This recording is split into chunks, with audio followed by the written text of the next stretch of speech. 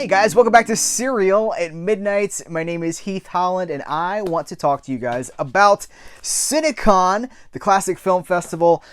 This was the 60th installment, Cinecon 60, and it was my first time attending Cinecon. I'm going to be honest with you guys, it's also the first classic film festival that I have ever been to. Of course, I've seen classic movies on the big screen, but never a film festival that ran for days and packed, 12 hours into every single day. I mean, here's my press pass, this was incredible as well. Being there as sort of a guest of the festival, I got to present a film. I got to present Song of Arizona, the Roy Rogers movie that I really love. Roy Rogers. You guys know I love westerns. I love B westerns. So to present Song of Arizona, singing a song of Arizona. It's like Roy's here, isn't it? Roy. To the audience that was there, like hundreds of people that were there. What an incredible experience. What a thrill. But this was my first time being at a festival like this, and this is the schedule. If you guys want to zoom or freeze that and maybe zoom in on it, it was just packed full of movies, starting at like 9 a.m. until about 11 o'clock at night. So it's actually like 14 hours every single day. Just an incredible experience. And one of the things, I'm not going to talk about every single movie that I saw. I'm going to talk more about the experience. If you want to know what I thought about some of the movies, I'll be writing reviews for them for my website, for CerealAtMidnite.com, and for Letterboxd. I'll post them on Letterboxd too. Maybe the critics section of IMDb, where you can find a lot of Cereal at Midnight reviews as well. What really impressed me upon this, I talk so much about movies here. I'm constantly going to the theater multiple times a week, my local multiplex, talking about the experience of seeing movies with other people, and that's often met with resistance. People saying, people don't know how to act in the movies anymore. I'm going to tell you guys, seeing these films with a packed theater full of classic movie fans who wanted to be there, it was really eye-opening for me. Everybody, when the studio logo would come on before a movie, like a Universal picture, the huge applause from everybody just for the logo of the studio. Then the title, claps. Cast list, applause. Especially if one of the members of the cast was there for that screening, because that was the thing that was happening a lot. Stephanie Powers showed up for the new interns, did a Q&A after with Neil Adams McQueen presenting. Russ Tamblyn was there, presented with his lifetime, his honorary award by George Chakiris. It's a couple of cool cats. I'm Cora Sue Collins. This was the one that really got me. So we got to see a movie. Cora Sue Collins was a little girl in the 1930s. She was in a movie called The Harvester when I think she was 9 years old.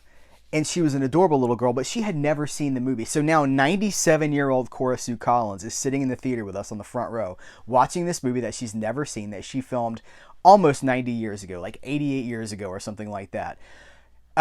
It was just incredible. And of course, you're like, this is movie history. If you love movies and you love movie history, this is, now I'm thinking of that line from Raiders of the Lost Ark. We merely travel through history, but this is...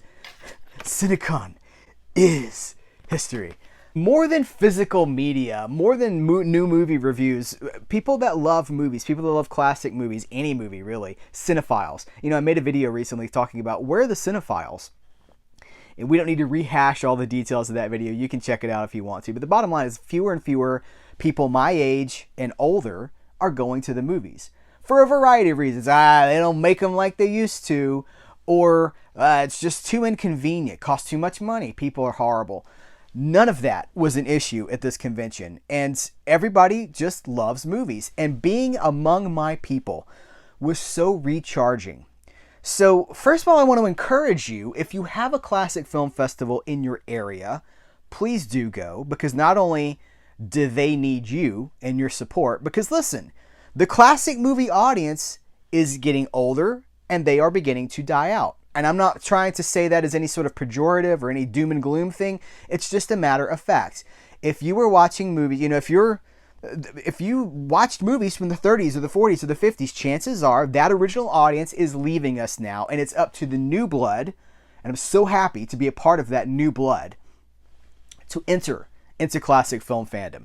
And listen, I saw so many people there there were a lot of older people there, but there were also a lot of people my age. There were people younger than me. I was approached all weekend.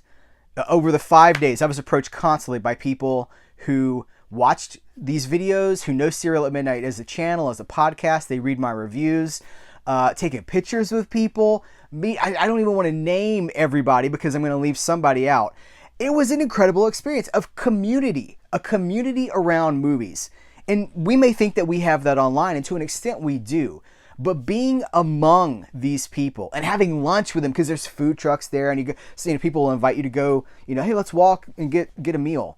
Having that experience, there's honestly, there's nothing else like it. There is no substitute for that, for being in a community of people that feel the way that you do. I got to meet so many interesting people. When I presented Song of Arizona, I got to present that with Charlotte Barker from Paramount, the director of, let me see if I can get this right off the top of my head. It's the director of Preservation and Restoration, or that might be flipped, Restoration and Preservation. Anyway, Charlotte Barker is in charge of the team there that works on movies. There is a team there at Paramount that restores these films. I got to meet Michelle. Hey, Michelle. I got to meet multiple people that worked on making these movies look better than they've ever looked before. And we're talking about going through the film, right? In fact, stay tuned because we're going to be having conversations with those people right here at Serial at Midnight. But I got to present Song of Arizona with Charlotte. And first of all, I was like, why am I here? I had imposter syndrome because I was like, I talk about movies on the internet, see? By the way, when you watch a bunch of old movies, you start talking like you're in an old movie. Listen here, see, what's the tip? You sit in front of a camera all the time. You talk about movies to an audience all over the world. But really, do you know them? Hey, here's the ticket, see? You start saying see, say is another one, like say. That's a pretty good deal right there. Charlotte, she was the one that worked on the thing, and I'm just like, I like movies, But hopefully I was able to convey why I love what I love. I wrote, by the way, here's the program. I wrote the notes for Song of Arizona. Let me flip over here to you guys. I'll show you. I'll hold it up for you. I should post this to maybe Letterboxd or something too, so that it has a life. There's good old Heath's review, my write-up for Song of Arizona. Boom. The whole thing's in the picture. There. Written by Heath Holland. Say, this was written by Heath Holland. CerealAtMidnite.com, see? And also, by the way, Tommy Cook is in Song of Arizona. He was in attendance. He's 94 years old. And I got to, look at this. Here's my Song of Arizona promotional photo with Tommy Cook's autograph. This goes in a frame. This goes on the wall. Huge deal. But getting to meet the people behind these restorations, I met the heads of the archives at multiple studios. The head of archives for Disney was there. Disney now has the 20th Century Fox library, right? And the film that we got to see, now I'm trying to remember which one it actually was. It was Lancer Spy with George Saunders, who a lot of you guys, like the casual younger audience, I shouldn't say casual, a more younger audience might know George Saunders as a voice in The Jungle Book. But I think this was his first film, 1936 or 1937, and it's a dual role where he goes behind enemy lines as a German soldier during World War I and becomes the soldier. It's a spy movie. And that's from the 20th Century Fox archives that I don't imagine is ever going to get. Will it ever get a release? I don't know. Here's the thing. Everything at this festival was rare, was obscure, is not in circulation on television, on the physical media circuit. And if some of you guys are like, well, why not physical media? Because for a variety of reasons. It could be a rights issue, could be a financial issue. Because here's the thing, physical media cost a budget to produce. And you've seen what's happening with the studios, right? So just getting to see these movies, just seeing them. That's the thing. We talk so much about physical media here, but just seeing the movie, that's enough, right? Just to see it and be able to talk about it. And, oh, I saw that, really magical. So I wanted to just sort of talk about the experience overall. I had an absolute blast. I want to thank Brian Cooper, who made it possible. He took a chance on me. He found me on YouTube. He's watched a bunch of my videos, but also it was a risk for him to go like, hey, you seem like you love movies more than you love discs. And I said, yeah, absolutely. Because he's like, there's no discs here. This is a movie festival. And I was like, yes. And he saw that I had a frustration, that I felt like I was hitting this wall where people, I feel trapped in this physical media bubble. It feels like there's a ceiling. The physical media has put a ceiling on this channel. And I want to bust through that ceiling and talk about movies more than I want to talk about discs. And he saw that. And he brought me out and allowed me. I shouldn't say he brought me out. I got myself out there. But they allowed me to attend as press, and they allowed me to be a part of that experience for the first time. And I want to thank Brian Cooper publicly. There's a video with Brian Cooper here on this channel talking about what Cinecon is going to be like, talking about some of the movies, most of which nobody had seen, because you don't see the movies ahead of time. Even the organizers that are making this thing possible haven't seen most of these movies ahead of time. In some cases, a lot of these were shot, they were filmed, they were shown on film. And the film comes in, they thread it, they show it, they put it back in the canisters, and it's gone within like 2.5 hours. That's the kind of thing we're talking about here. Back to the studio archive. So rare and special. So I don't know. I don't even know how I want to wrap this up other than just to say this was an incredible experience. If you love movies, if you love... Nobody's Fool. I'm going through the program here. Nobody's Fool. I loved this movie. This was Edward Everett Horton. And this was another, they're all obscure. The Bride Wore Crutches. So much fun. The Flower of Doom. That was one that, it was a Rex Ingram silent. Oh, by the way, they showed some Laurel and Hardy restorations. Flicker Alley was one of the sponsors of the event. Classic Flicks was one of the sponsors of the event. But they showed, Flicker Alley's been putting out these Laurel and Hardy restorations. They did 1927, the 1927 silents, and now we've got 1928 coming in October, I think, the end of October. And they showed a handful of the restorations from 1928. And so one of the ones we saw From Soup to Nuts, Laurel and Hardy. And silent, obviously. It killed.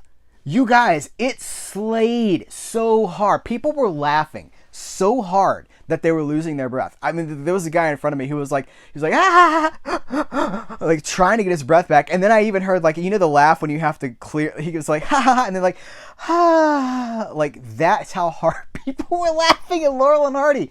So, again, it reminded me all these things. It reminded me that one, I need to get out of the collection room, get out of the studio here. I need to get out. I need to go do things. I need to be with my people. I need to plug in to a local film community. I need to go where the film fans are instead of sitting in my house and having an isolated experience. Somebody said, I don't remember who said it, maybe multiple people did, and I've said it here on my channel too. This is why it rang true, because it's something I feel and I've been saying. Movies are communal experience. Yes, we spend so much of our time watching them by ourselves in our homes. That's not what they were made for. Movies were made to be watched together. They were made to be shown in a theater with a group of people who have chosen to take that ride together. There is nothing else like that. There is no substitute for that experience. So find your local cinema community. Find your local fan groups so that you can be a part of that. Because when you're in a theater full of people laughing at this thing, and it's 100 years old, almost, I'm telling you, it's a game changer. It changes how you feel. My DNA has been fundamentally shifted and changed after this experience. And I'm just grateful. I just want to do this all the time. So to everybody that I met, Charlotte Barker, Adam Barker, who is the coolest, go check out the Perf Damage podcast. They really took me under their wing. Because listen, I'm not a Hollywood guy. Like I said, I'm on the other side of the country. They really took me under their wing and showed me, kind of guided me through some of the experiences. Brian Cooper was great about introducing me to people. I got to meet Jim Harwood, who's on the committee, like on the board of the thing. Jim's a longtime viewer of my channel. So many people that Bill, so I'm just naming people now. I got to meet that Bill. I met a Disney Imagineer. He comes up to me. He's like, can we get a picture? I was like, yeah. He's like, oh, so great. I love what you do on the channel. And I was like, what do you do? He's like, I'm a Disney Imagineer. I was like, what? Crazy stuff, but incredible. Again, shifted everything, shifted my DNA, changed the way my brain works about this stuff. So it's up to us. It's up to the younger generation. If you're watching me, I know the analytics for my audience. We are the future of this sort of thing. As the people who are in these movies and the people who love these movies begin to age, it is imperative, it is vital that new people come in to the fandom. And I want to be a catalyst for that. I want to be a part of that. That's one of the goals of this channel. I started this channel to spread my love of movies, to encourage movie literacy, to get people to watch more movies. Physical media is the thing that sort of took off. That was the hook that got the views. But at the end of the day, let's watch movies. Let's watch them. Let's talk about them. Let's elevate them, support them, share them. That's a big one too, sharing them. Cinecon 60 in Beverly Hills, California was an incredible, life-changing experience. Thanks to everyone that made me feel so welcome. Thanks to the people that organized it. Thanks to you guys for watching this wrap-up video. Remember, keep your eyes peeled to my outlets for reviews of the movies that I saw, because chances are you might not have seen them, and I don't know if you ever can. So I want to convey what some of those movies were like. All right, thank you guys. I appreciate you. Take care. Until next time, I will catch you later.